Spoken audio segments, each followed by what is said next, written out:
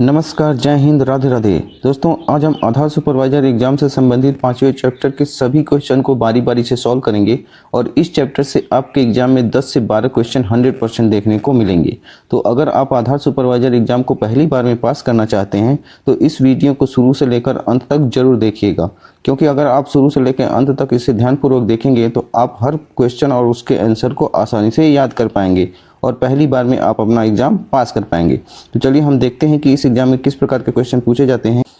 पहला क्वेश्चन देखिए दोस्तों, संबंधित क्षेत्र में निवासी की जन्मतिथि दिन, महीने और को इंगित करते हुए रिकॉर्ड करें। यानी कि दिन, महीना और किस रूप में रिकॉर्ड किया जाना चाहिए, तो दिन, महीना और वर्ष के रूप में रिकॉर्ड किया जाना चाहिए। सी ऑप्शन आपका सही है। नेक्स्ट क्वेश्चन देखिए, दूसरा क्वेश्चन है, यदि नामांकनकर्ता द्वारा प्रस्तुत दो दस्तावेजी नामों में भिन्नता है तो नामांकनकर्ता के किसमें रिकॉर्ड किया जाना चाहिए। तो कौन सा ऑप्शन इसमें सही होगा दोस्तों, तो पूरा नाम उसका रिकॉर्ड किया जाना चाहिए अगर नामांकनकर्ता के दस्तावेज में के नामों में भिन्नता है तो, यानी सी ऑप्शन आपका सही है, इसे याद रखिएगा।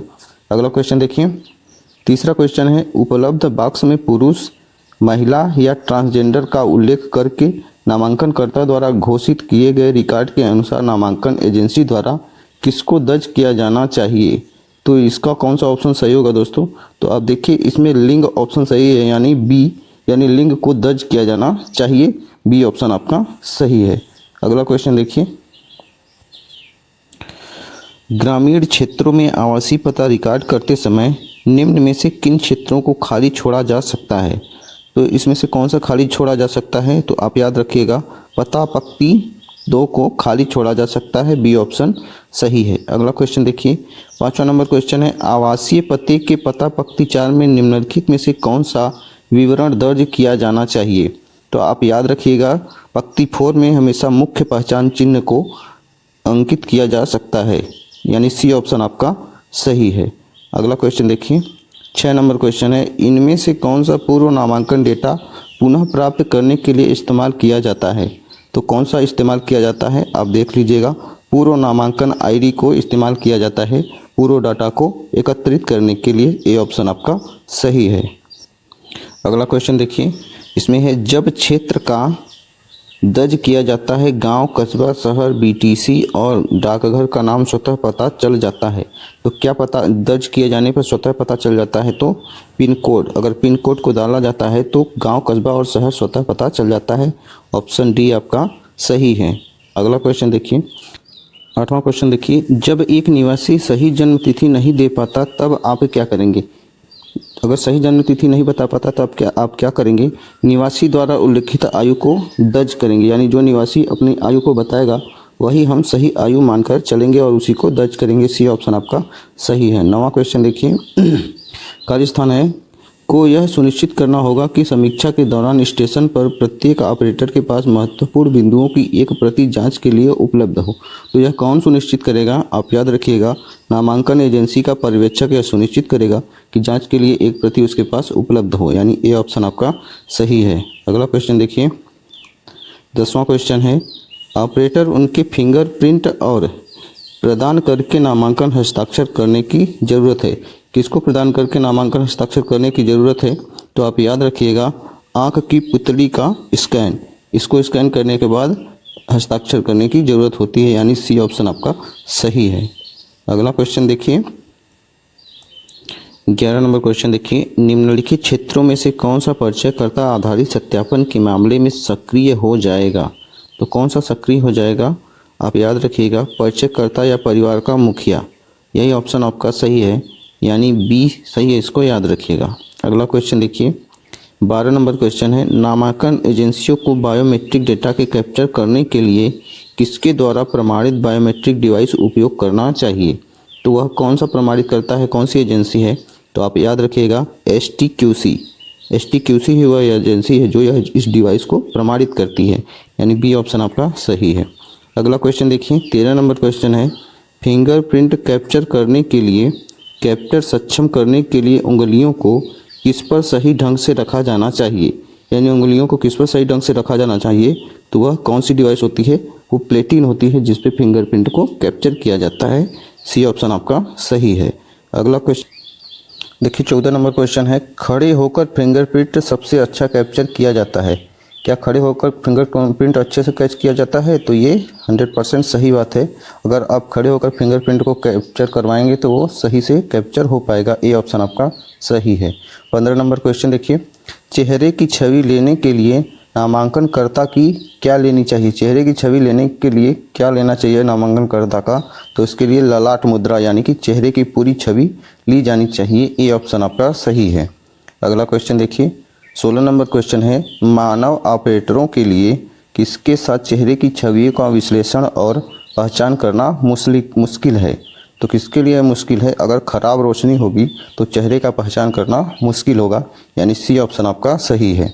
अगला क्वेश्चन देखिए 17 नंबर क्वेश्चन है, यदि व्यक्ति आमतौर पर चश्मा पहनता है तो यह सिफारिश की जाती है कि तस्वीर किसके साथ ली जाए? तो आप याद रखिएगा कि अगर वह चश्मा साथ पहनता है तो तस्वीर को चश्मे के साथ लिया जा सकता है। ये ऑप्शन आपका सही है। अगला क्वेश्चन देखिए 18 नंबर क्वेश्चन देखिए, चेहरे की छवि को कैप्चर करते समय चेहरे के किसी भी हिस्से को छुपाने वाले का उपयोग करने की अनुमति नहीं है। तो किसकी अनुमति नहीं है? सामान की अनुमति नहीं है, यानी किसी भी सामान से आप चेहरे को ढक नहीं सकते, यानी सी ऑप्शन आपका सही है। अगला क्वेश्चन देखिए 19 नंबर क्वेश्चन है, आइरिस कैप्चर करने के लिए किस कैप्चर डिवाइस को संभालेगा? तो कौन कैप्चर डिवाइस को संभालेगा आइरिस स्कैन करते समय? तो आप याद रखिएगा वह ऑपरेटर होता है जो कि इस डिवाइस को संभालता है, यानी ए ऑप्शन आपका सही है। अगला क्वेश्चन देखिए 20 नंबर क्वेश्चन है, आइरिस कैप्चर प्रक्रिया प्रकाश के प्रति संवेदनशील है। तो क्या किस प्रकाश के प्रति संवेदनशील है? तो वह याद रखिएगा परिवेशी प्रकाश के प्रति संवेदनशील है, यानी बी ऑप्शन आपका सही है। अगला क्वेश्चन देखिए 21 नंबर क्वेश्चन है, चेहरे की छवि को कैप्चर करते समय धार्मिक कारणों से जैसे सहायक साधन रखने की अनुमति है। कैसे सहायक साधन रखने की अनुमति है? तो आप याद रखिएगा पगड़ी को वह पहनकर अपना कैप्चर करवा सकता है। यह ऑप्शन सही है, सी वाला। अगला क्वेश्चन देखिए 22 नंबर क्वेश्चन है, फिंगरप्रिंट कैप्चर करने के लिए फिंगरप्रिंट डिवाइस पर उंगलियों की स्थिति के लिए किसका उपयोग करते हैं? तो किस चीज़ का उपयोग किया जाता है? तो आप याद रखिएगा संकेतक का प्रयोग करके उंगलियों की स्थिति को सही जगह रखा जाता है। डी ऑप्शन आपका सही है। अगला क्वेश्चन 23 नंबर क्वेश्चन देखिए, जब आप दर्ज करते हैं तो पूर्व नामांकन डेटा संबंधित फील्ड में पॉपुलेट हो जाएगा, यानी क्या दर्ज करने पर हमें स्क्रीन पर और डाटा दिखाई देने लगता है? तो आप याद रखिएगा कि पूर्व नामांकन आईडी, यानी पूर्व नामांकन आईडी को अगर आप दर्ज करते हैं तो संबंधित डेटा हमको दिखाई देने लगता है। सी ऑप्शन आपका सही है। अगला क्वेश्चन देखिए 24 नंबर क्वेश्चन है, यदि सत्यापन का प्रकार परिचयकर्ता आधारित है, परिचयकर्ता का दर्ज किया गया है, तो परिचयकर्ता का क्या दर्ज किया जाना चाहिए? नाम और यूआईडी दर्ज किया जाना चाहिए परिचयकर्ता का। बी ऑप्शन आपका सही है। अगला क्वेश्चन देखिए 25 नंबर क्वेश्चन है, ब्लैंक स्थान उसके बाद हस्ताक्षर बायोमेट्रिक अपवाद के मामले में सॉफ्टवेयर में सक्रिय है।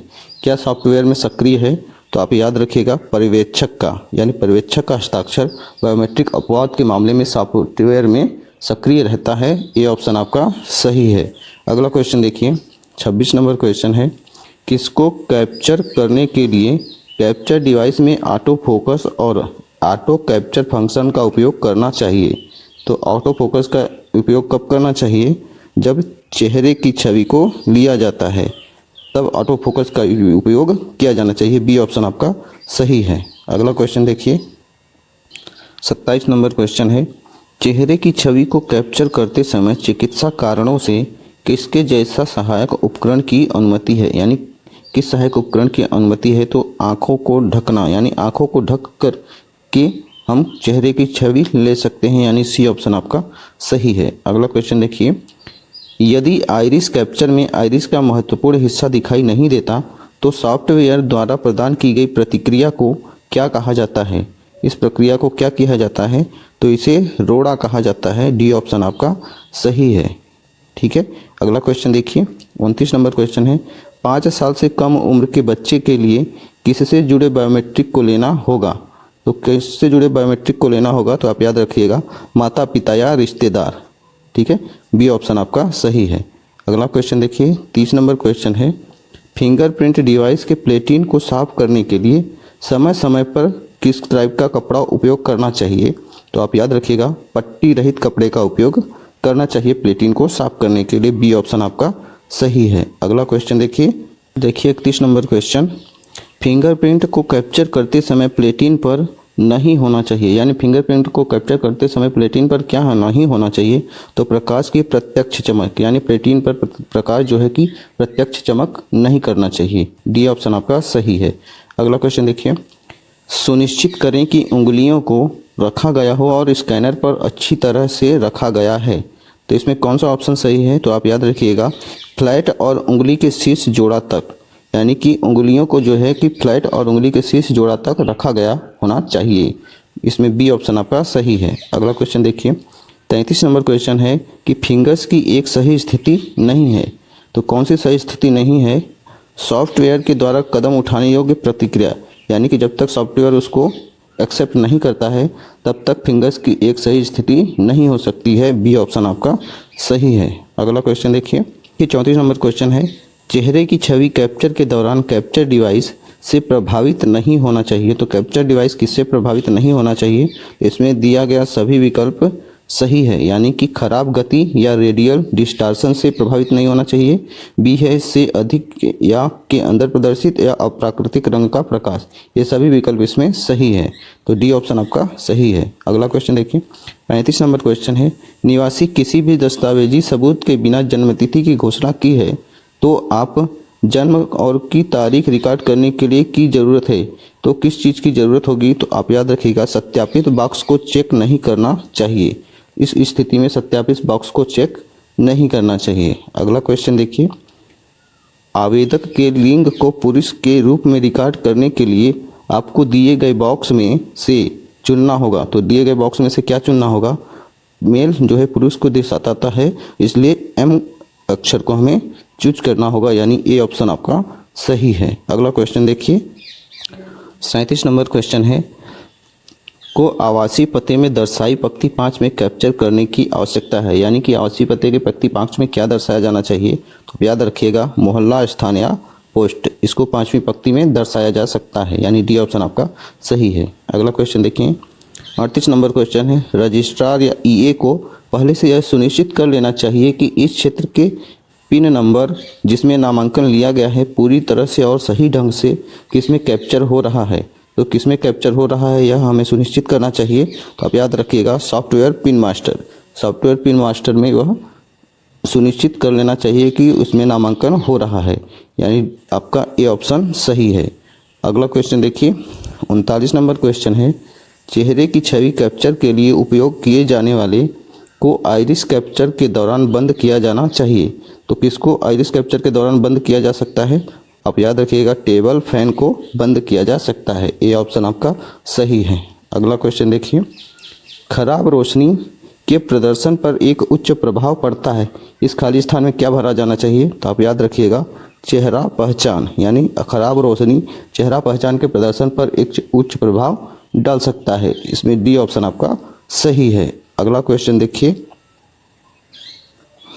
41 नंबर क्वेश्चन, एक बच्चे के चेहरे की छवि को कैप्चर करने के लिए यह स्वीकार्य है कि बच्चा, इसमें से कौन सा ऑप्शन सही है? तो आप याद रखिएगा बच्चा माता पिता के चेहरे की छवि कैप्चर किए बिना माता पिता की गोद में बैठ सकता है। यदि बच्चे के चेहरे की छवि को लिया जा रहा है तो वह बच्चा माता पिता की गोद में बैठ सकता है अगर माता पिता के चेहरे का कैप्चर नहीं किया जाएगा। बी ऑप्शन आपका सही है। अगला क्वेश्चन देखिए, किसी भी विफल हुए कैप्चर के लिए की जांच की जानी चाहिए। अगर कैप्चर विफल हो रहा है तो किसकी जांच की जानी चाहिए? कदम उठाने योग्य प्रतिक्रिया, यानी कि अगर वह कदम नहीं उठा रहा है, वह डिवाइस रिस्पॉन्ड नहीं कर रहा है तो उसकी चेक करना चाहिए। ए ऑप्शन आपका सही है। अगला क्वेश्चन देखिए 23 नंबर क्वेश्चन है, प्रत्येक आंख का आइरिस पैटर्न सहसंबंधित नहीं है और बायोमेट्रिक फीचर सेट देता है। तो इसमें कौन सा ऑप्शन सही होगा? आप याद रखिएगा दो स्वतंत्र, यानी दो स्वतंत्र बायोमेट्रिक फीचर सेट देता है। बी ऑप्शन आपका सही है। अगला क्वेश्चन देखिए, यदि आइरिस लेते समय निवासी दूर दिख रहा है तो सॉफ्टवेयर द्वारा दी गई क्रियाशील प्रतिक्रिया क्या है? तो सॉफ्टवेयर कौन सी प्रतिक्रिया देता है? आप याद रखिएगा इसमें निगाह सही नहीं है, यानी सी ऑप्शन आपका सही है। अगला क्वेश्चन देखिए, 45 नंबर क्वेश्चन है, दस्तावेज आधारित सत्यापन के मामले में आवासीय पते के को रिकॉर्ड करने से पहले किसी व्यक्ति द्वारा प्रदान किए गए किस दस्तावेज को सत्यापित करने की आवश्यकता है? तो किस दस्तावेज को सत्यापित करने की आवश्यकता है? याद रखिएगा, पते का प्रमाण, यानी बी ऑप्शन आपका सही है। अगला क्वेश्चन देखिए, 46 नंबर क्वेश्चन देखिए, सॉफ्टवेयर द्वारा दी गई कार्रवाई योग्य प्रतिक्रिया पोज है तो उत्पादन छवि में विचलन कोण से अधिक है, किससे अधिक होना चाहिए? अगर वह पोज की प्रतिक्रिया दे रहा है तो आप याद रखिएगा 11.5 डिग्री, यह ऑप्शन आपका सही है। ये क्वेश्चन इंपॉर्टेंट है, इसे आप याद रखिएगा। अगला क्वेश्चन देखिए, 47 नंबर क्वेश्चन है, निम्नलिखित से स्थायी स्थिति में सबसे अच्छा कैप्चर लिया गया है, तो किस स्थिति में अच्छा कैप्चर लिया गया होना चाहिए? अंगुली की छाप, यानी सी ऑप्शन आपका सही है।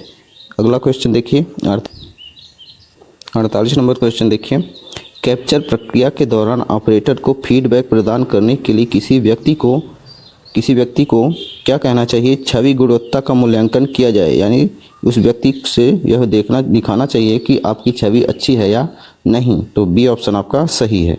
अगला क्वेश्चन देखिए, 49 नंबर क्वेश्चन है, आइरिस स्कैन के लिए आंखों को पूरा खोलने के लिए निवासी को निर्देश देने के लिए ऑपरेटर निवासी को भी बता सकता है, तो निवासी को ऑपरेटर क्या बता सकता है कि आप गुस्से से देखो, यानी वह गुस्से से देखेगा तो उसका आइरिस स्कैन सही हो जाएगा, तो सी ऑप्शन आपका सही है। अगला क्वेश्चन देखिए, 50 नंबर क्वेश्चन है, यदि सत्यापन का प्रकार दस्तावेज आधारित है तो निवासी द्वारा प्रदर्शित दस्तावेज के आधार पर ड्रॉप डाउन से उपयुक्त दस्तावेज चयन किया जाना चाहिए और सत्यापनकर्ता द्वारा सत्यापित किया जाना चाहिए, तो कौन सा इसमें ऑप्शन सही है? दोनों, यानी कि पहचान का प्रमाण और पते का प्रमाण, यह दोनों होना चाहिए, सी ऑप्शन आपका सही है। अगला क्वेश्चन देखिए, 51 नंबर क्वेश्चन है, यदि निवासी के पास है तो रसीद संख्या क्षेत्र में दर्ज की जानी चाहिए, अन्यथा एन या ए के रूप में चिन्हित किया जाना चाहिए, तो निवासी के पास क्या होना चाहिए?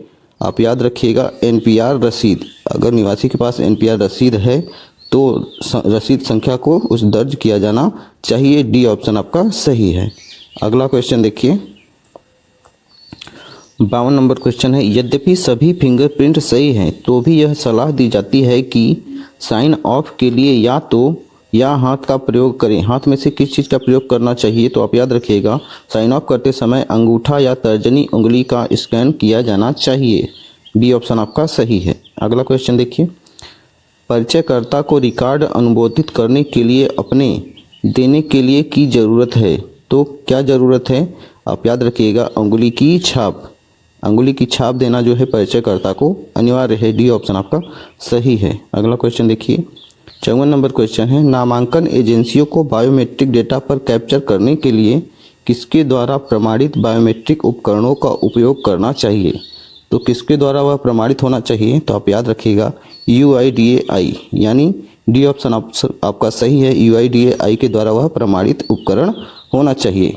नेक्स्ट क्वेश्चन देखिए, 55 नंबर क्वेश्चन है कि किसके कैप्चर करने के लिए समय समय पर फिंगरप्रिंट उपकरणों की जांच करनी चाहिए?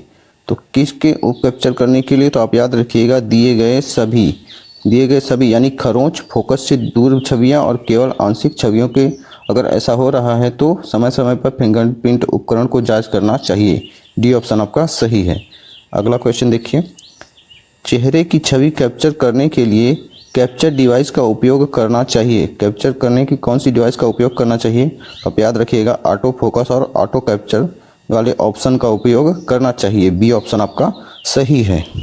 अगला क्वेश्चन देखिए, जब छवि गुणवत्ता सही हो या चेहरे की छवि कैप्चर करते समय यदि कैप्चर की अधिकतम संख्या समाप्त हो रही हो तब ऑपरेटर को क्या करना चाहिए?